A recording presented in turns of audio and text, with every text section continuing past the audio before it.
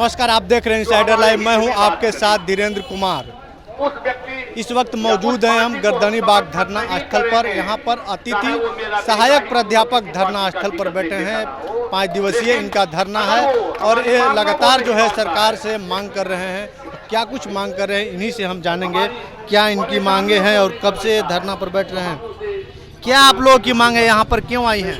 हमारी मांग है कि हमारी सेवा को नियमित किया जाए। हमारी जो नियुक्ति हुई है वो यूजीसी के पूरे मापदंडों को पालन करते हुए हुई है और हम लगातार अपनी ये बात सरकार से कहते हैं। सरकारें आती हैं, चली जाती हैं, हमें आश्वासन देती हैं, लेकिन हमारी जो मांग है जो पूरी तरह से जायज़ है उसको अभी तक पूरा नहीं किया गया है, जिसके लिए हम लोग अगर अभी पूरा नहीं हुआ तो हम लोग अनवरत इसी तरह अपनी बातों को कहते रहेंगे और इसी प्रकार यहाँ आकर इस सोई हुई सरकार को जगाने का प्रयत्न करते रहेंगे। अब बच्चा लेकर के आए हैं धरना स्थल पर, क्या कहेंगे? देखिए, जहाँ तक बच्चे की बात है तो एक ही बात कहना चाहूँगी कि जब रानी लक्ष्मीबाई अपने छोटे से बच्चे को लेकर अंग्रेजों के खिलाफ रणभूमि में उतर सकती है तो मैं अपने बच्चे को लेकर, अपनी मांग को लेकर अपनी ही सरकार से क्यों नहीं अपनी मांगों को कह सकती हूँ।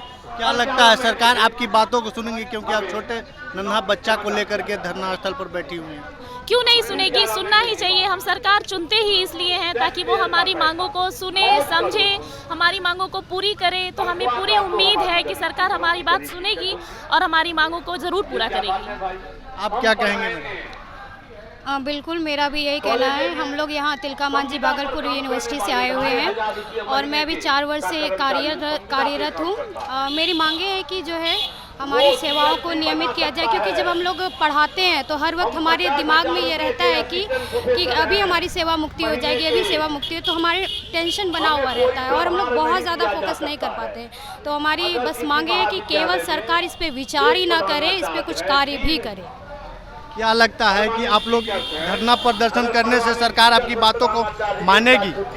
हाँ, माननी चाहिए। हम लोग 4 साल से काम कर रहे हैं। यूज एंड थ्रो वाली नीति सरकार हटाए और हम लोग को नियमित करने की कोशिश। कहीं न कहीं डर बना हुआ है कि सरकार हो सकता है बाहर भी कर सकती है। हम लोग भी नेट पास है, PhD सारे क्राइटेरिया फुलफिल कर रहे हैं। फिर हम लोग को ही क्यों नहीं रखेंगी सरकार जो बाहरी को रख रहे हैं। यूजीसी के नियमों के तहत इन लोगों की बहाली हुई थी, लेकिन जो है अभी भी ये लोग अतिथि प्राध्यापक हैं। आप लोग अतिथि प्राध्यापक हैं लेकिन सरकार से मांग कर रहे हैं, तो क्या लगता है कि सरकार आपकी बातों को मानेगी? जैसे देखिए, हम लोगों की नियुक्ति सरकार ने की है और हम लोगों की नियुक्ति उस आधार पर की है जिस आधार पे यूजीसी है ना करती है। हमारे पास सारी क्राइटेरिया है और इसके बावजूद हम कम पेमेंट पे करने को काम तैयार हैं। फिर भी हमें है ना सरकार है ना समायोजन करने से इनकार करती है। कुछ दाव पेच है उसको हटा करके हम लोगों को सरल रूप में किया जा सकता है और इससे क्या होगा, शिक्षा में बेहतर सुधार होगा। जैसे हम लोग पहले से भी 3 साल से योगदान दे रहे हैं। बिहार की जो शिक्षा की स्थिति थी उसमें बहुत ही प्रगति हुई है, शिक्षा स्तर में सुधार हुई है और हमें आशा है कि इस सुधार को देखते हुए सरकार इसको नज़रअंदाज नहीं करेगी और यथासंभव होगा हमें है ना समायोजन करने की कोशिश करेगी। कब से आप लोग मांग कर रहे हैं? हम लोग अभी ये 2020 से मांग करते आ रहे हैं। 2019 में हमारी नियुक्ति हुई थी और देखा गया कि जितने काम वो परमानेंट प्रोफेसर प्राध्यापक कर रहे हैं उससे ज़्यादा काम हम लोग कर रहे हैं और इसको देखते हुए हमें सरकार से गुजारिश है कि हमें है परमानेंट किया जाए। ये लोग लगातार जो है परमानेंट करने की मांग कर रहे हैं। क्या आप लगता है कि धरना चलो बैठने से परमानेंट कर दिया जाएगा, नियमित कर दिया जाएगा? धरना लड़ाई हम लोगों की है, लड़ाई हम लोग करने के लिए तैयार हैं, लड़ाई लड़ रहे हैं। अब मैं नहीं कि हम लोगों को तो लगातार अपना प्रयासन कर रहे हैं। कौन कौन से विश्वविद्यालय से आप लोग आए हुए हैं? आज तो भागलपुर विश्वविद्यालय है, उसके बाद मधेपुरा BNMU विश्वविद्यालय है और उसके बाद क्या कहते हैं मुंगेर विश्वविद्यालय। 3 विश्वविद्यालय के शिक्षक यहाँ पर काम कर रहे हैं। आज 3 विश्वविद्यालय से हैं और 13 विश्वविद्यालय के अतिथि सहायक प्राध्यापक अपनी मांग को लेकर कि जब हम पिछले 4 वर्ष से 5 वर्ष से अपनी सेवा दे रहे हैं, हमारे पास और कोई साधन नहीं है।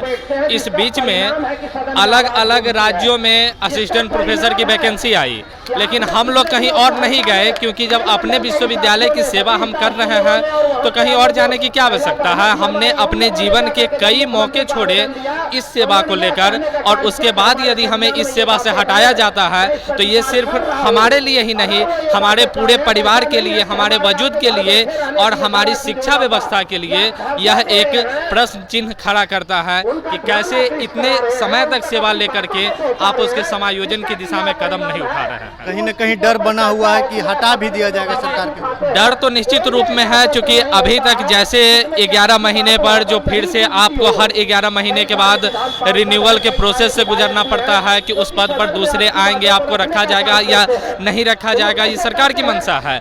लेकिन हम लोग जिसके पास इतना लंबा अनुभव है, हम लोग हर रोज कॉलेज में बायोमेट्रिक लगा हुआ है, 10:30 बजे कॉलेज जाते हैं और 4 बजे तक कॉलेज में रहते हैं।